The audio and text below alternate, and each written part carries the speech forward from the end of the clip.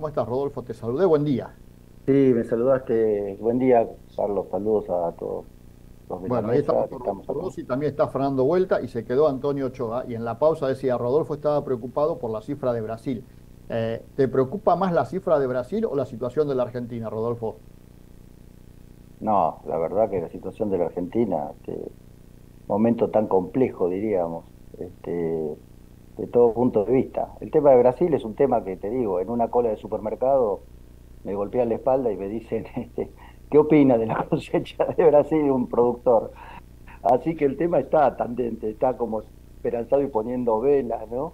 Pero bueno, es lo que dice un poco Antonio, el Blanco Móvil, y lo único que, bueno, tenemos referentes productores y técnicos que nos hablan que en Mato Grosso son clavadas 9 10 millones menos de toneladas en un solo estado, que es el más importante, y bueno, pero, o sea, lo que dice Antonio de ese equilibrio que hay, que va a haber más soja a nivel mundial, parece que es así. Así que bueno, vamos a ver en la Argentina.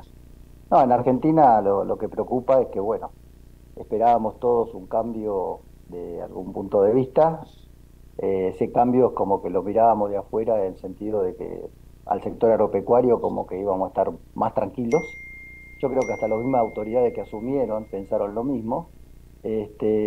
Incluso que si había algún problema lo podían manejar y bueno, más o menos lo manejan porque es economía el que dicta un poco las pautas, ¿no? O sea que esta ley bases, etcétera, y el DNU, bueno, crearon un ámbito de discusión que mira, yo te voy a decir y confiar algo, nosotros como sojeros lo estamos como mirando por TV, porque hace 20 años o más que estamos sufriendo una exhaustión tremenda y yo cuando veo tanta queja y con tanta energía en estos últimos días, realmente digo, la pucha, si nos hubiesen acompañado durante todo este tiempo, de esta misma manera, qué diferente a lo mejor hubiese sido la cosa, o no, pero es algo muy personal, pero es algo que comparten muchos de la cadena sojera, que bueno, venimos poniendo el hombro entre comillas desde hace tiempo y era como que bueno, la seguiremos poniendo un tiempo a frente a un gobierno que dijo en 4 años la llevo a cero.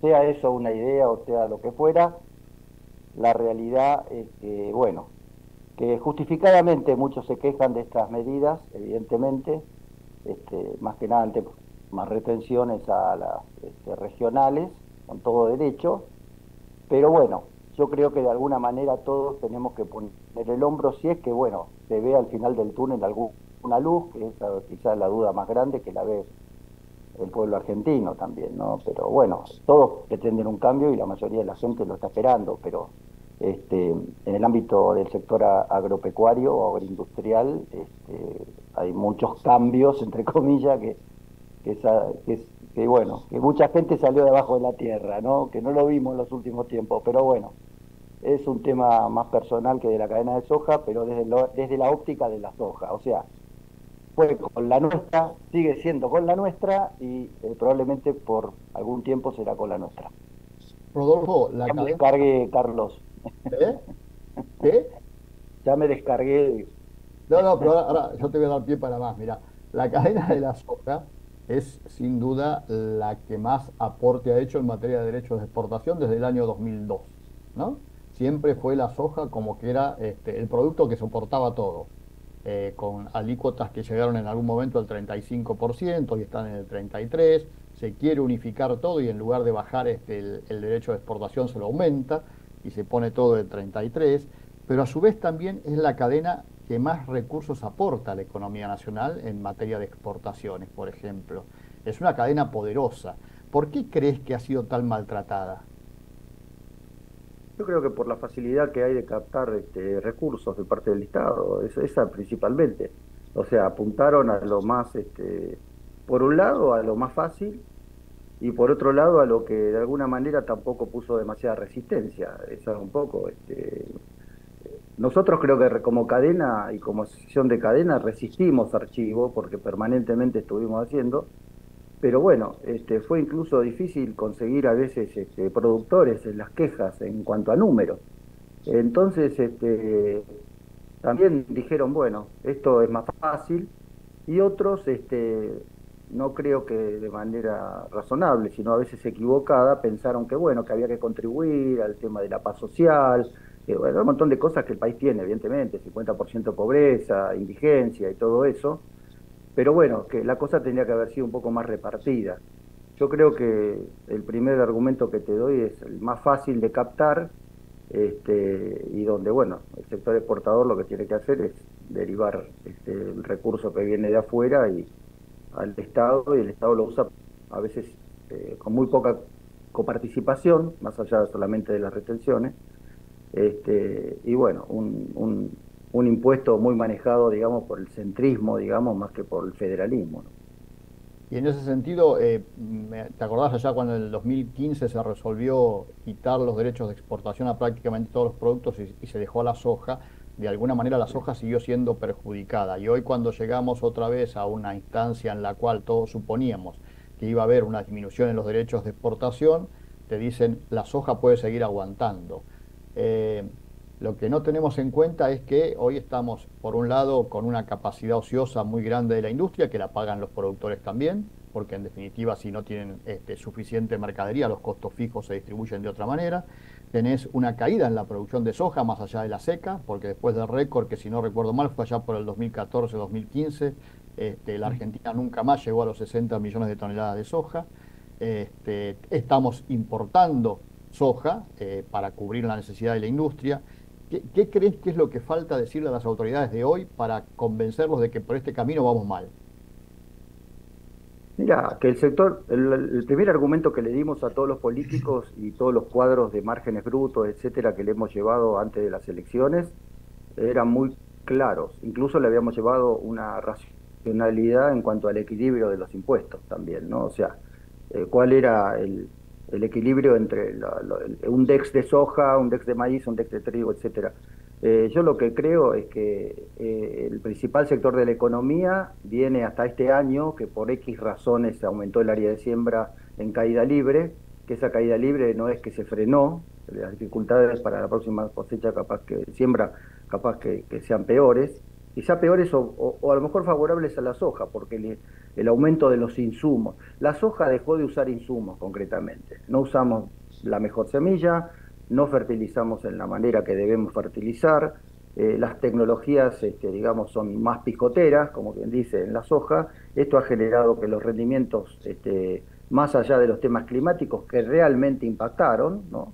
Muchas veces hacemos comparaciones con Brasil, 7 quintales, 8 quintales de diferencia, pero Brasil es la primera vez que en 10 años tiene una seca, o sea, Mato Grosso es agarrar, no sé, todos los días caen unos milímetros, variedades que hoy tienen 20 días menos de ciclo, que pueden sembrar un maíz en plena posibilidad de rendimiento para esa región, lloviéndole todos los días y bueno, este año se cortó. Pero lo concreto es que en la Argentina hay todo un paquete tecnológico que no estamos aplicando, y esto, bueno, genera lo que vos decís. Si el clima nos juega mal, no llegamos a las 50 trillones de toneladas con esta área.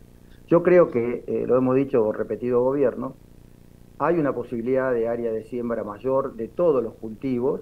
El mismo INTA tiene esos trabajos, hoy están un poco frenados por toda la presión ambientalista, pero sin tirar un árbol podemos seguir creciendo. Serán 6, 7 millones de hectáreas repartidas entre los distintos cultivos. Mi ideal es, no sé, una soja de 20, 21 millones de hectáreas, un maíz de 11 millones de hectáreas. Mi ideal te lo refiero en general, eh, charlando con técnicos, ¿no? También un trigo que es un gran socio de la soja.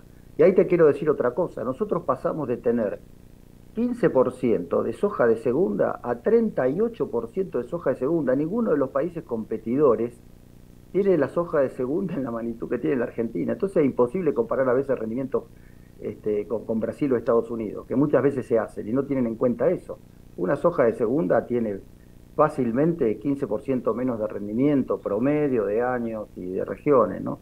Entonces, todo eso, por supuesto, ¿por qué hay soja de segunda? Porque para el productor es una mejor rentabilidad, obviamente, ¿no? Ni hablar, por un flujo de dinero en cuanto a entra y aparte por rentabilidad del sistema, que es sustentable. Yo creo que lo del 2015-16 contribuyó a la sustentabilidad del sistema, pero creo que nos quedamos cortos en cuanto a las posibilidades de que el productor invierta más, sume más superficie, aplique más tecnología, y ese es un combo real que nos está en una meseta, estamos en una meseta que cuando combinamos todo, de las 35 millones de hectáreas y las ciento y pico millones de toneladas, que de no haber cambios de incentivos, esto va a quedar así, ¿no? Porque nosotros tenemos la costumbre de dar como verdades permanentes, ¿no? Y que a lo mejor con el tiempo han ido cambiando. Una de las verdades esas permanentes, que yo te digo que seguramente con el tiempo han ido cambiando, es que con la soja siempre se gana plata en la Argentina. Y como consecuencia de ello, los alquileres se pactan en soja, y cuando vos hablás con quienes no producen soja, le echan la culpa a la soja del alto costo de los alquileres. Y cuando hablas, como estamos hablando con vos, te das cuenta que no es tan así la realidad. ¿Por qué crees que pasa eso? ¿Por qué no podemos cambiar esa idea? Bolsa de Comercio de Rosario de la semana pasada, con 40 quintales, rentabilidad campo alquilado es cero. Ujú. Entonces empezás a cortar básicamente. Este, yo creo que bueno, que hay un mito, como cuando en la época de los 2000 decíamos todos los años el boom de la soja, el boom de la soja, el boom de la soja, era todos los años. Y sí, está creciendo, pero eso no quiere decir que sea un boom. A lo que me refiero es que, este, yo qué sé, es la percepción pública y la percepción de los funcionarios y la percepción del gobierno. Por otro lado, hay una cierta rentabilidad porque hay un rebusque. El tema que la Argentina lo atamos con alambre, también el productor lo hace, ¿no? Entonces, de alguna manera, encuentra la manera de tener cierta rentabilidad. Pero la realidad es que hoy tenemos mucho menos productores que teníamos hace 20 años. Hoy un productor chico no puede hacer un negocio con soja o con maíz. Esa estructura, digamos, de la reforma agraria por herencia que se hizo en la Argentina, hace inviable producciones en campos muy chicos. Un productor chico, si no tiene un pulsito, como dicen algunos, no puede seguir produciendo. Y bueno, el alquiler es el famoso tema que en eso a veces le coincidí con algunos gobiernos que uno no estuvo muy de acuerdo, el tema de la doble renta, ¿no? Exacto. La Qué renta de doble fácil piso, que, ¿no? sí, o fíjate que bueno, ahí sí que nos podemos mirar con Brasil, donde el número es totalmente distinto, está bien. Entonces ahí hay un tema que, bueno, es difícil que eso se regule desde el gobierno, porque es un tema de oferta y demanda, pero como decía hoy Antonio, la tierra es el principal insumo, entonces siempre hay alguien que la pone, ¿no? Este, Rodolfo, antes de darle a Antonio y a Fernando, que seguramente quieren hacerte alguna pregunta, contame, ¿cómo estás viendo el tema de la discusión que estamos ahora otra vez con la ley de semillas dentro de este mamotreto de resoluciones que mandaron al Congreso? Mira, nosotros justo 2 meses antes, perdón, un mes antes del gobierno habíamos hecho un gran evento, así, un brainstorm sobre esto en la cadena, eran 25 entidades, 40 y pico de personas, todos, y marcamos ciertos puntos que nos parecían interesantes poner a disposición para un futuro debate, digamos, a nivel parlamentario en tema de semilla. Más que nada que el actual secretario había anunciado una ley de germoplan, ¿o te acordás de eso? Sí. Nosotros estuvimos 2 días antes con el equipo charlando de varias cosas, entre eso hablamos de esto, y sí, sabíamos que iba a haber algo de esto en las leyes, la ley de ómnibus, y nos desayunamos con el tema de UPOP 91. Pero bueno, yo te puedo dar mi opinión personal, vos sabés que yo me dediqué a eso toda mi vida. En poco tiempo voy a cumplir 50 años en mejoramiento de soja, aunque ya estoy mucho más en lo institucional.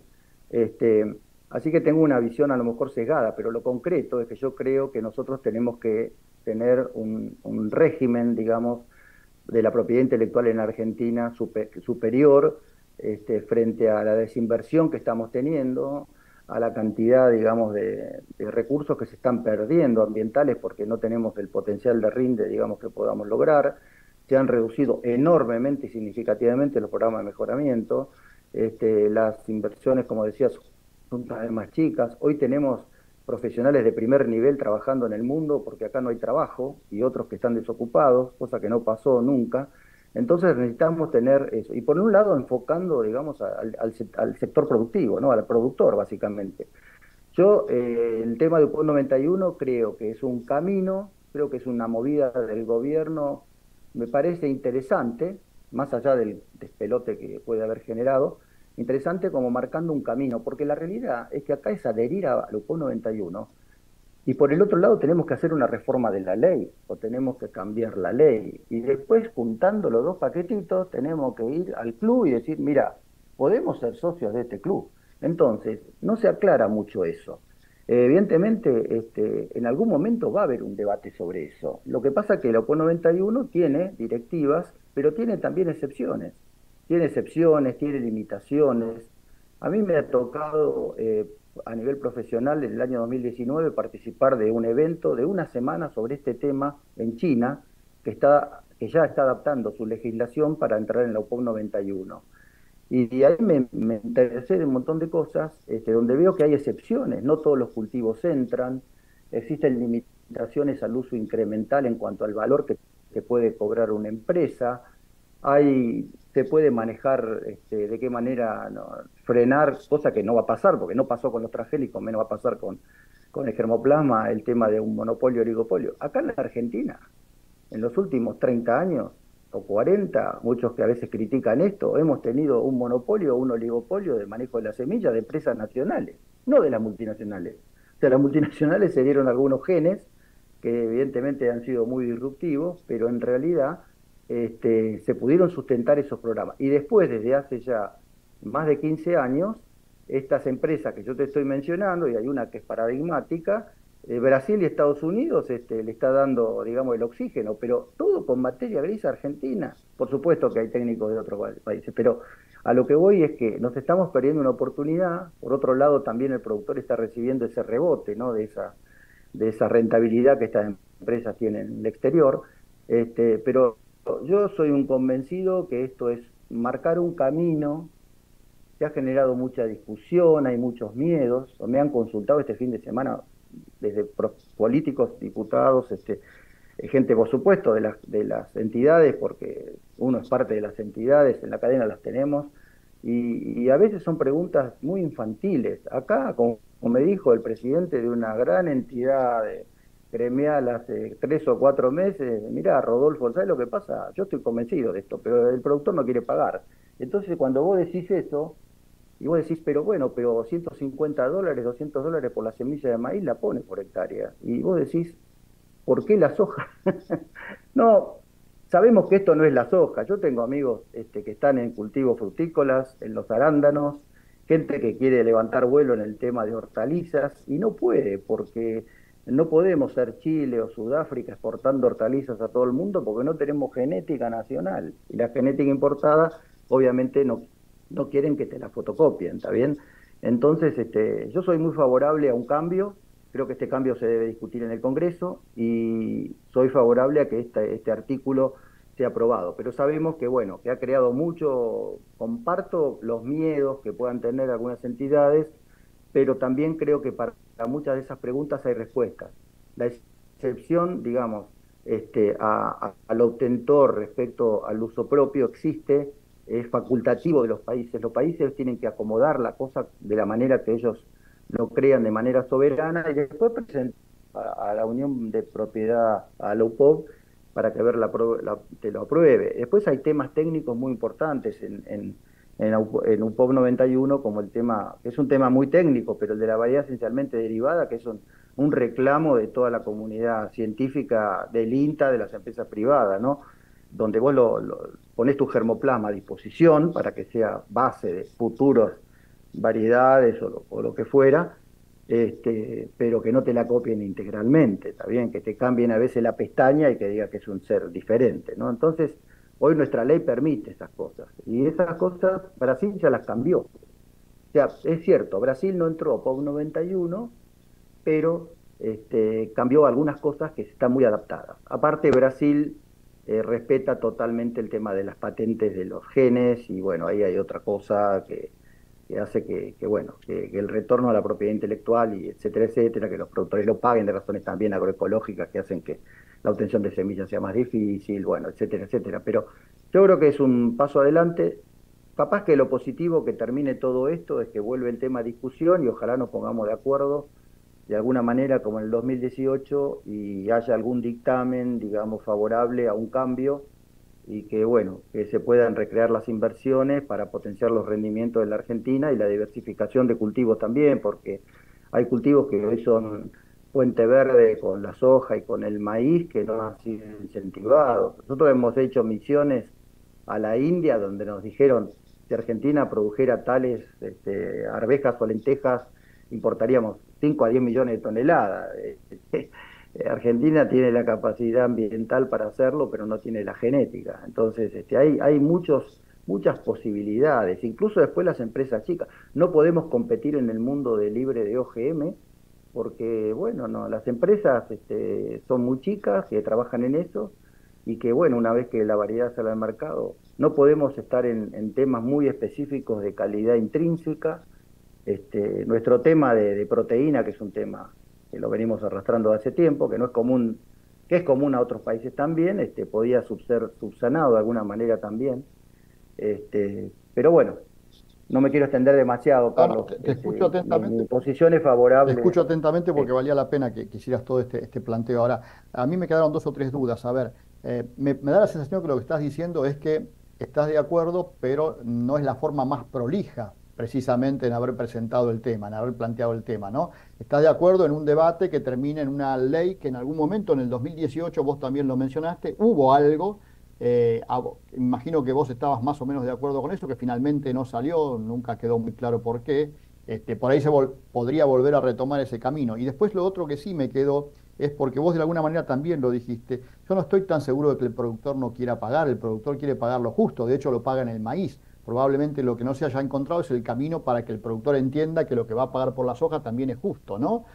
Por eso te decía, y vos lo dijiste también, la ley que en algún momento estaba a punto de salir en el 2018 y después no salió. no, sí, sí, o sea, ¿cómo te puedo decir? No sé si esta es la forma o no es la forma. Lo que digo es que, ya te digo, 2 días antes estuvimos reunidos con el equipo y no sabíamos que era esto. Sabíamos que iba a haber algo, nada más.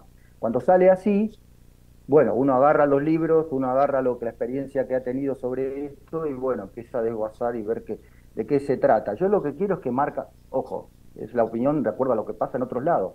Los países tienen que adecuar su legislación para que vos seas miembro del club. ¿Está bien? O sea, entonces, esto marcaría un camino. Después, bueno, está el debate de los cambios, y esto sí se da a nivel parlamentario. ¿Se entiende lo que digo? Podía haber puesto, o sea, si se ponían, vamos a debatir la ley de germoplasma, y no, la ley ómnibus es más mandatoria, ¿viste? Es más chuc, es así. ¿Es así o no es así? Bueno, hay muchos que están en desacuerdo, muchas cosas, no hablamos de esto solamente. Pero yo creo que es un paso adelante para después, con el compromiso de que el Poder Legislativo retome el tema, porque es uno de los temas en nuestro sector muy, muy importante para discutir. Antonio,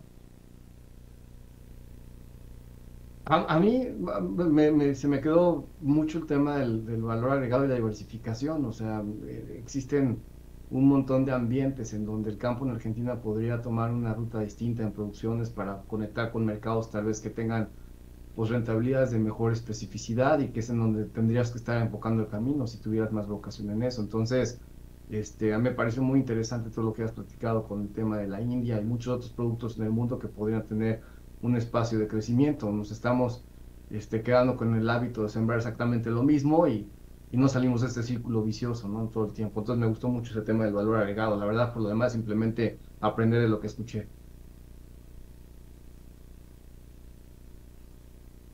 Fer, Mirá, a mí me gustaría hacer una pregunta incómoda. Y antes que nada, para que no me insulten por el chat, o sea, cero de acuerdo con las retenciones, ¿no? No tiene nada que ver mi comentario con esto. Ahora, es algo que en realidad me planteo cada vez que hablamos de retenciones, de los niveles de retenciones, de la confiscación brutal que sufre la soja desde hace 20 años y en forma progresiva, y que nos salvamos inclusive de retenciones móviles por movilización. Pero lo que siempre me estoy preguntando es lo siguiente: soñemos algo, van a cero todas las retenciones, ¿sí? Las retenciones van a cero. Sabemos que la soja es crítico en un montón de cosas, inclusive en los alquileres de los otros productos. La incidencia sobre flete es diferente. Podría ampliar muchísimo el área posible de hacer soja. O sea, ¿tienen algo pensado o proyectado? Porque es una pregunta que me hago personalmente, de cuál sería el impacto relativo en los precios y en el área de una soja yendo a cero. Mira, nosotros hicimos un estudio con FADA 2 veces, creo que fue el 19 y después a los 2 años y pico. Y lo que se hablaba era que, y hoy algo te largué, ¿no?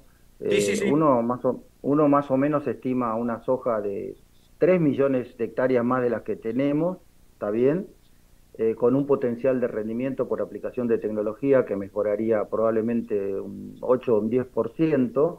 Eso nos daría un potencial de 65 millones de toneladas, ¿está bien? Ahora, esto yo algo comenté también, creo que el maíz también tiene para crecer, o sea, hay un área en Argentina para crecer. Ya ahí, Una ahí apunto expansión justamente, ¿es en probablemente detrimento de, perdón, es en detrimento de o es en ampliar la parte, en frontera? parte, las Ah, cosas. En primer lugar, creo que la verticalidad del crecimiento es fundamental. O sea, hoy nosotros, más allá del clima, tenemos que estar en 32, 33 quintales de promedio por hectárea. O sea, haciendo las cosas bien tecnológicamente, ¿no? Más allá, en promedio, ¿no? Probablemente no tengamos los 35 que tiene Brasil en los últimos años por su ambiente. Bueno, este, eso es fundamental, el crecimiento vertical. Y en área, creo que hay una posibilidad también de crecimiento, porque esto creo que va un poco enganchado también con lo que me preguntás, o sea, sacando las retenciones y después está el otro tema, le sacás las retenciones a todo y que va toda la soja, ¿se entiende? Al monocultivo. Bueno, yo creo que eso hay que hacer una campaña, hay que hacer docencia, el productor no es estúpido, el productor va a hacer rotaciones en la medida que pueda. Probablemente el productor chico, si la rentabilidad es en la soja, porque es donde menos pone, con campo propio y chiquitito, va a ser soja, pero sí. vos sabemos que eso no suma. Son los menos en superficie, los productores grandes, ¿no? En general.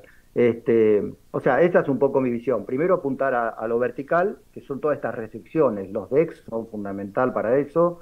Aparte son la excusa muchas veces. Vos fíjate que en este debate que hay en este momento por semilla, bueno, hay una de las entidades que aclaró el tema. Bueno, sacame las DEX y yo te pago la semilla. No es tampoco así, ¿está bien? Pero hoy la soja tenemos 60%, pero 45% de productores que fertilizan, nada más, y tenemos una reposición de lo que consume la soja para producir un rendimiento promedio. El promedio entre el azufre y el fósforo no llega al 55%, o sea, estamos poniendo la mitad de lo que está tanto. Esas 50 corriente cosas, negativo. bueno, esas cosas creo que se podrían mejorar para aumentar el crecimiento vertical, ¿no? En maíz probablemente también, ¿no? No estamos fertilizando con las dosis necesarias.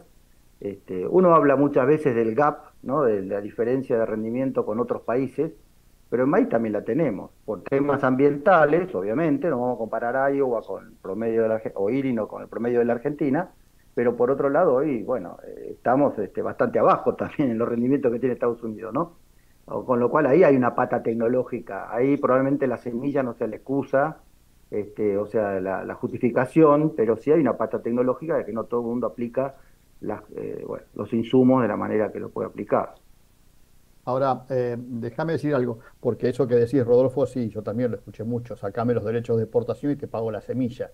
Ahora, también eso que lo dicen muchos productores y coincido con vos que no tiene nada que ver una cosa con la otra, si bien para el productor es el mismo bolsillo, de alguna manera el hecho hoy de pretender hacer un pago adicional o como lo podríamos llamar, pagar por la semilla más de lo que está pagando con derechos de exportación, iría en contra de la producción de soja también.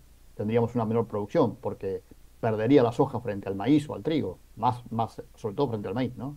Y frente a otros rubros, porque estás cargando costos en un momento en que no es para nada rentable. En realidad Eh, lo dicen con esa no, figura, por ahí. eh, sí, si vos me decís que bueno, que un costo, tenés $600 de costo por hectárea, o sea, no es significativo, por supuesto, no es significativo. Si vos vas a tener el costo de la semilla que hoy hay en Brasil, es un costo que el productor argentino no puede pagar. Eso es real.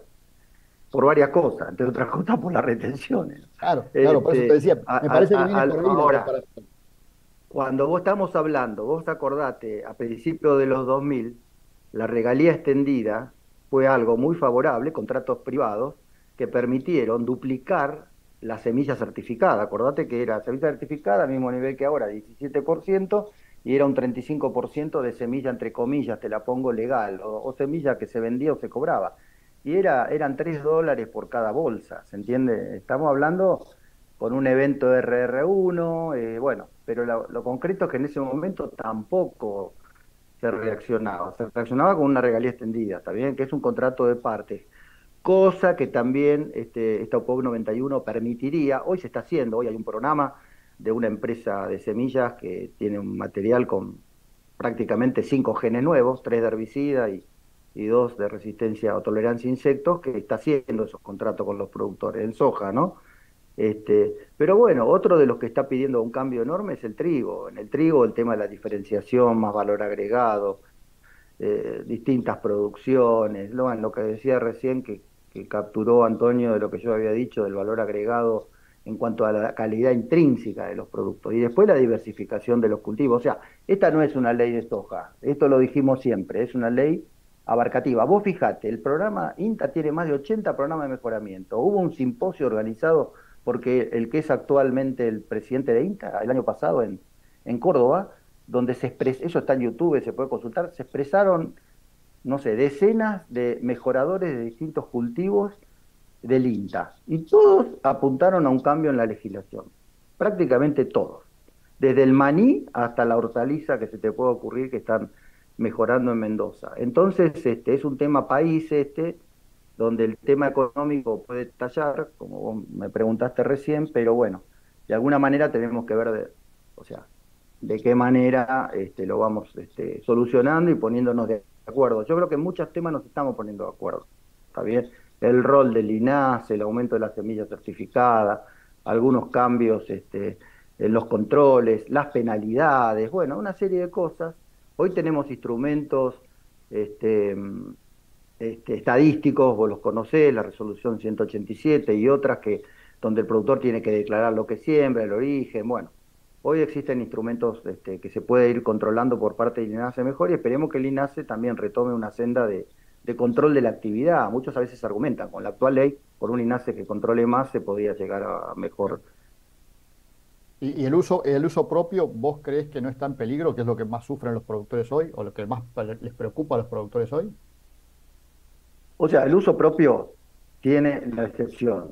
Nadie le gusta hablar de la excepción. Eso quiere decir, todos pagan menos fulano, mengano y sultano.